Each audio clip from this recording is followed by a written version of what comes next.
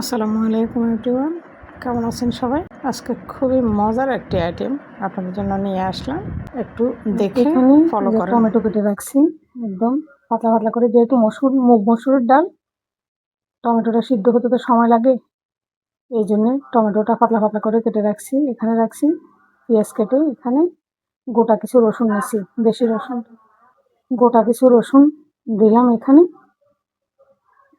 এখানে পেঁয়াজ কেটে রাখছি দুইটা, আর ওখানে কিছু কাঁচামরিচ। এখানে আছে লবণ, মরিচের গুঁড়াটা আমি কাঁচামরিচ দিছি, তারপর আমি যেহেতু জাল বেশি খাই একটু গুঁড়া মরিচ দিলাম, আর এখানে দিলাম হলুদ। খুব বেশি মশলার প্রয়োজন হয় না, একদম কম মশলায় সাধারণ একটা রান্না। খাবার যা থাকলে আর মাছ গোছের কোনো প্রয়োজন হয় না। এখন দিয়ে নিচ্ছি একটু সরিষার তেল, এখন হাত দিয়ে ভালোভাবে কষলে নেব। ডালের সাথে মিক্স করতে একদম হাত দিয়ে কষলিয়ে ডালের সাথে মিক্স করতে হবে। আমি দুইটা আলু কেটে দিছি, মুগ মসুরের ডালের সাথে দুইটা এই যে আলু কেটে দিছি। আপনারা চাইলে দিতেও পারেন আর নাও দিতে পারেন, সেটা যার যার পছন্দ মতো।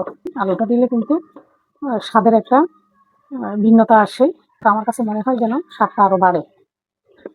যারা আলু পছন্দ করেন না তারা নাও দিতে পারেন। তো এখন কষলিয়ে নিছি, আমি ভালোভাবে কষলিয়ে নিলাম সবকিছু একসাথে। এখন জল দিয়ে দিব।